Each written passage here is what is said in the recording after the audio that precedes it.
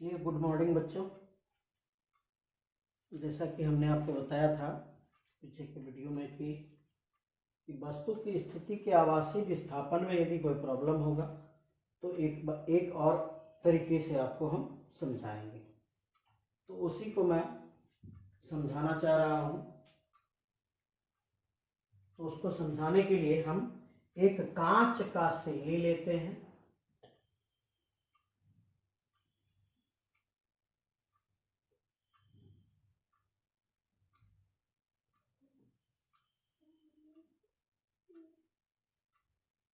इस कांच के सिल्ली से कहीं x दूरी पर एक वस्तु लेते हैं।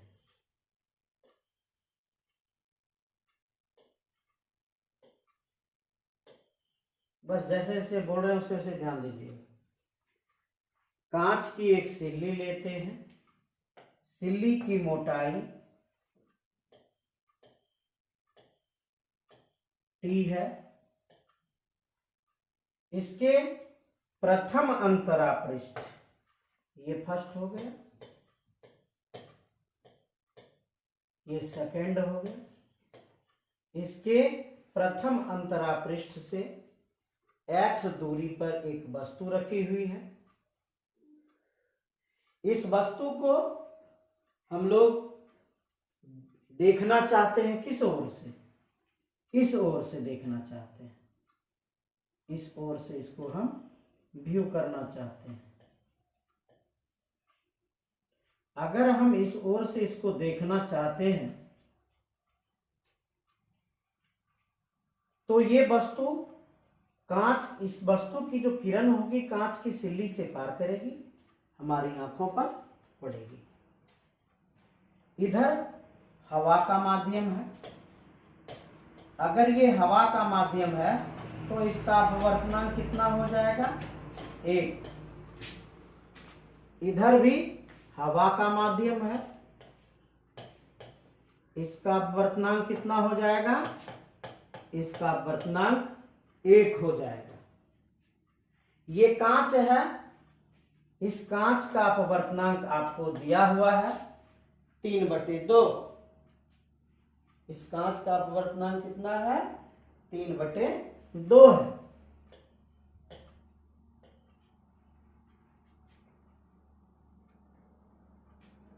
एक किरण चली,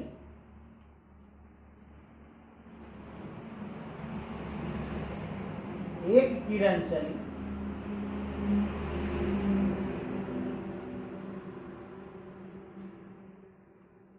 यहां प्रथम अंतरापृष्ठ पर आपतित हुई।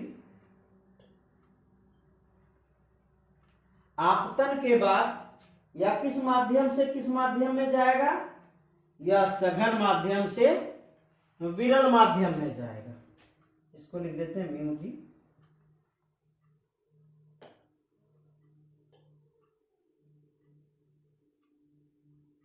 इसको लिख देते हैं म्यू जी।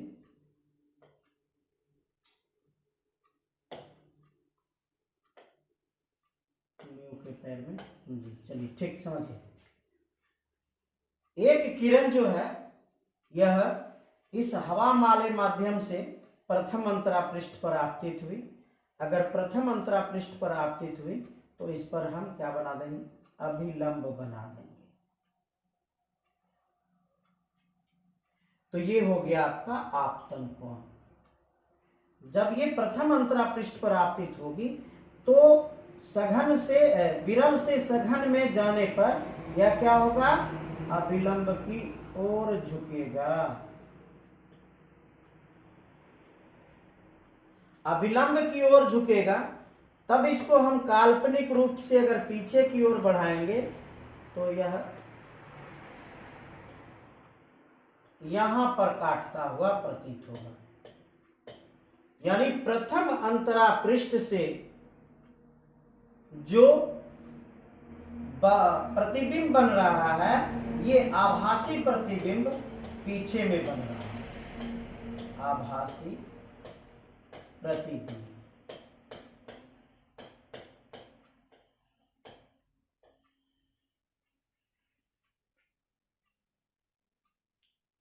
धीरे धीरे बढ़ते जाएंगे, आपका फिगर कंप्लीट हो जाएगा।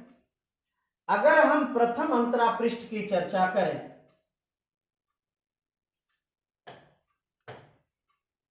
प्रथम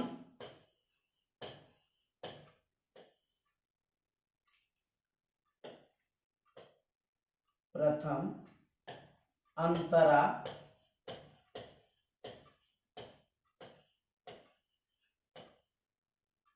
पृष्ठ से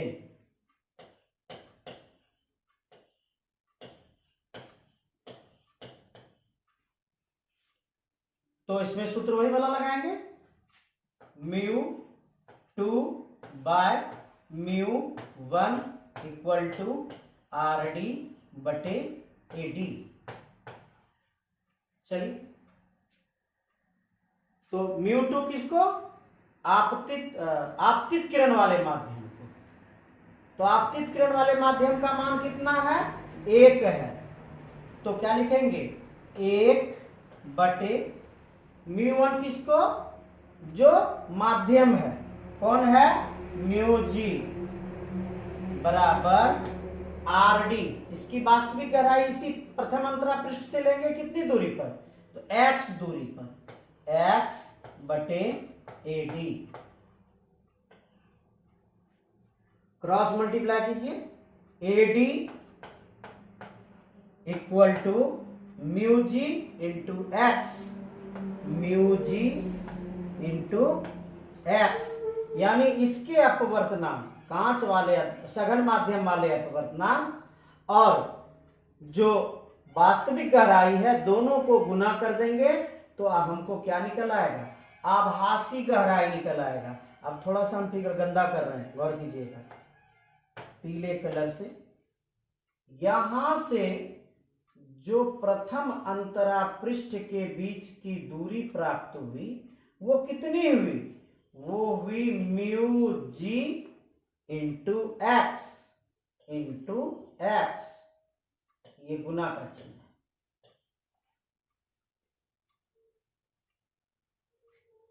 अब दूसरे अंतरा पृष्ठ को देखते हैं। दूसरे अंतरा, अब फिगर भी अलग बनाते हैं, चलिए आप और अच्छा समझते हैं, फिगर भी अलग बना देते हैं। जब ये दूसरा अंतरा पृष्ठ था, ये जो सेकेंड अंतरा पृष्ठ था, तो किरण कौन सी आ रही थी? यही वाली ना किरण आ रही थी, ये वाली किरण।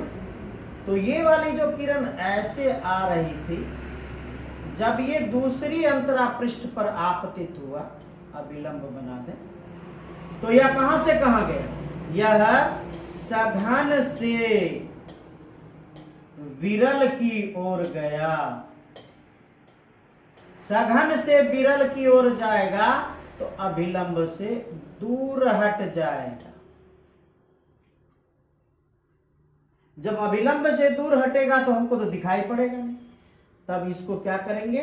काल्पनिक रूप से पीछे की ओर बढ़ाएंगे। चलिए, तब इसको हम पूरा कर देते हैं, गौर कीजिएगा। ये किरण कहां टकराएगी? ये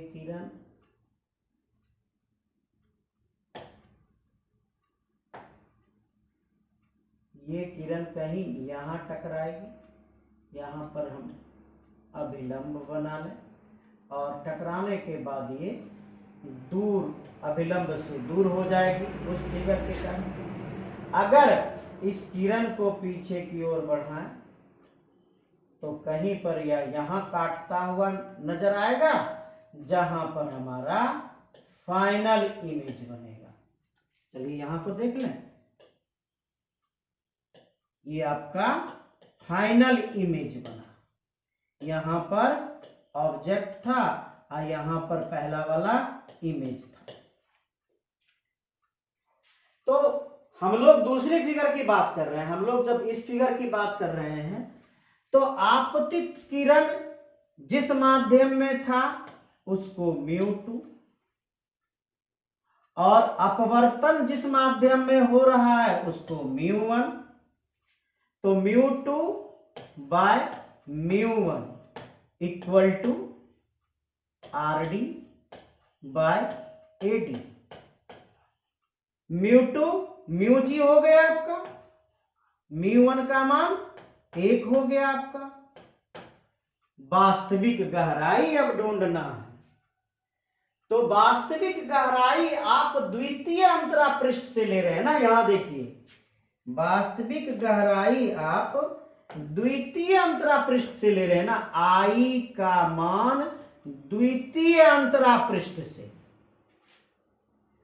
तो द्वितीय अंतरा पृष्ठ में प्रथम अंतरा पृष्ठ भी बीच में कहीं पर आया था, ये फर्स्ट था, जिसके बीच की दूरी टी थी। देखिए यहां मोटाई टी है, और प्रथम अंतरा पृष्ठ से आई की दूरी देखिए, यहां प्रथम अंतरा पृष्ठ से आई की दूरी कितनी है, μg x है। तो द्वितीय अंतरा पृष्ठ से आई की दूरी कितनी हो गई, ये t थी, ये μg x था, तो कुल दूरी कितना हो गया, μg x प्लस t हो गया। इसको जोड़ दिए यहां से,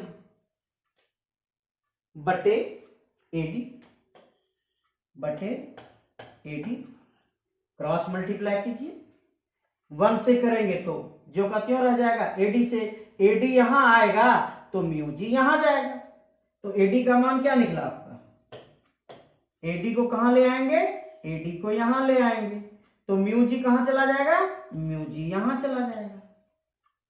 एडी बराबर μg x प्लस टी बटे μg। देखिए इसको, कोई दिक्कत है तो बोलिए।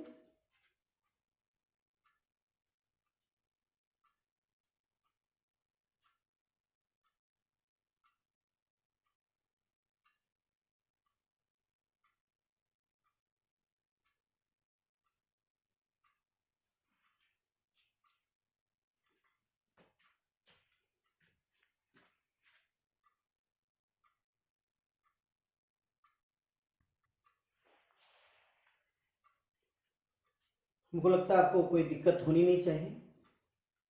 आपको सिर्फ न्यूमेरिकल्स कैसे बनेगा तोड़ के, इसी को समझाने के लिए हम इतना विस्तार में जा रहे हैं।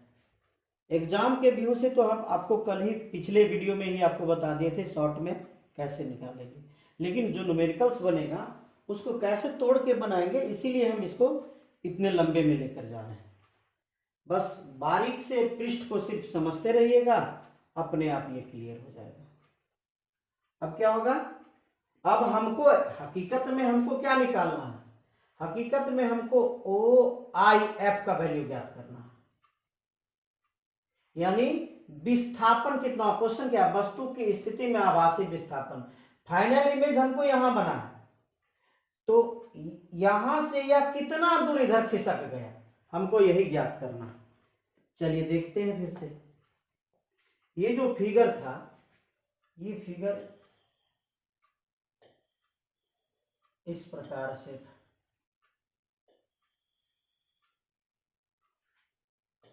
ओ यहां था, IF यहां था, फाइनल इमेज यहां था, इसकी मोटाई t थी, इसकी दूरी x थी। अगर हमको इसका नाम एक ले लेते हैं, इसका नाम हम A मान लेते हैं। अगर हमको OF का मान ज्ञात करना है तो एक चीज को देखिए, हम O से A तक की रेखा खींच रहे हैं, ये O है, ये A है, इसके यहां तक की जो मोटाई है, कहाँ, यहां आ जाए, यहां तक की जो मोटाई है ये T है, और यहां पर कहीं IF है। अगर हमको OIF का मान ज्ञात करना है, हम OA बड़ी वाली लाइन में अगर इस छोटी वाली लाइन को AIF को माइनस कर देते हैं, AIF को माइनस कर देते हैं तो OF का मान ज्ञात हो जाएगा। OF का मान ज्ञात हो जाएगा। गौर से देखिए, OA में, OA बड़ी वाली लाइन है, इसमें AIF को माइनस कर देते हैं तो आपको क्या प्राप्त हो जाएगा, OIF का मान ज्ञात हो जाएगा, जिसको कहते हैं आभासी विस्थापन। आभासी स्थिति में विस्थापन, जिसको आप अंग्रेजी में क्या कह देते हो, शिफ्ट कह देते हो। अगर इसको आप शिफ्ट कह देते हो तो आप देखो कि ये जो AO है, AO कितनी दूरी पर है, तो आप कहोगे ये x दूरी पर है, ये t दूरी पर है, तो OA का वैल्यू कितना हो गया, OA का वैल्यू हो गया x, इस दोनों को जोड़ देंगे, इस दोनों को जोड़ देंगे, x प्लस t घटा। अब आपको AIF का मान ज्ञात करना है। AIF का मान पीछे आप निकाले हैं, कहां, तो देखिए यहां AD का मान निकाले। AD के कारण ही ना फाइनल इमेज बना था, यहां से यहां तक का द्वितीय अंतरा पृष्ठ से। तो ये जो मान है μgx plus T by μg, इस मान को वहां लिख देंगे। कितना मान है ये, तो लिखते हैं μgx plus T, μgx plus T by μg। आप वीडियो पॉज करके पीछे करके आप देख सकते हैं कि भाई है या नहीं। तो अगर ये है तो हम सरलीकरण कर लें क्या, ये घटाव है, भिन्न का घटाव, घटा कर देख लेते हैं। S बराबर लघुत्तम कितना है, लघुत्तम आया μg, लघुत्तम कितना आया μg, तो μg का गुना इसके साथ हो जाएगा, इसके साथ हो जाएगा, तो क्या लिखें, μg x plus T minus, अब μg भाग देंगे तो एक आया, एक आया तो इसको गुना कर देंगे, कितना आया, एक गुना μgx, तो μgx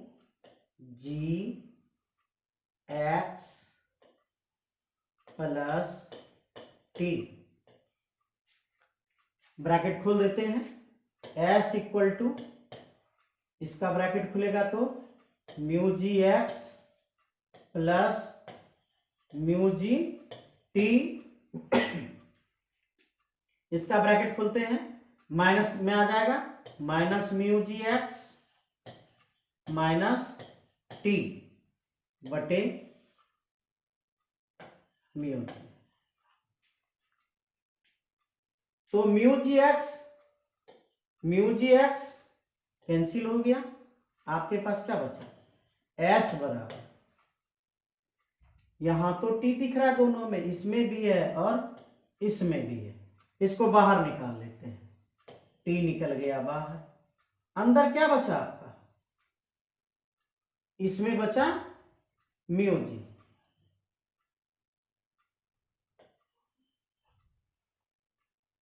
और इसमें बचा 1 बाय μg।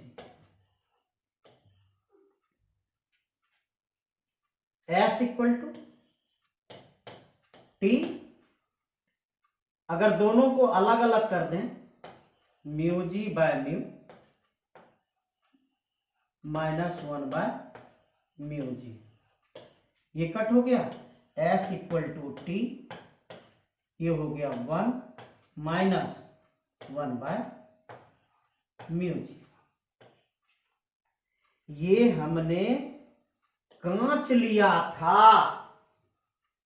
तो हम वहां क्या लिखे, म्यू जी। अगर इस कांच के बदले में हम पानी ले लेते तो क्या लिखते, म्यू डब्ल्यू।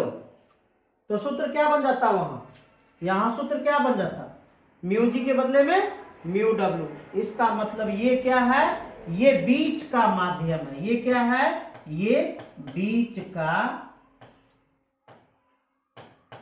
माध्यम है। अगर ये बीच का माध्यम है तो इसको हम इस तरह से लिखें, S equal to T 1 minus 1 by mu. जो माध्यम बीच में आएगा उस माध्यम को लेंगे। दूसरा, इधर वो सूत्र कब आपका मान्य है, जब इधर भी हवा होगा और इधर भी हवा होगा, तभी वो सूत्र आपका मान्य है। अन्यथा वो सूत्र आपका मान्य नहीं होगा। कौन सा सूत्र, ये जो देख रहे हैं, दोनों तरफ यदि हवा होगा तभी आपका वो सूत्र मान्य होगा। अगर दोनों तरफ कोई माध्यम होगा तो वो सूत्र मान्य नहीं होगा। इसको देख रहे हैं ना, इधर होनी चाहिए हवा और इधर होनी चाहिए हवा, तभी यह जो सूत्र आप निकाले हैं S equal to T 1 minus 1 by mu. Mu किससे आया, म्यू यहां पर जो माध्यम होगा वहीं पर आया।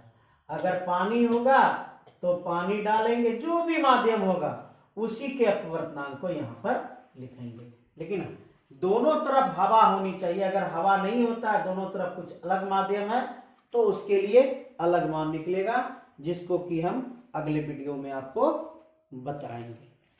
चलिए वीडियो देखिए, लाइक कीजिए, सब्सक्राइब कीजिए।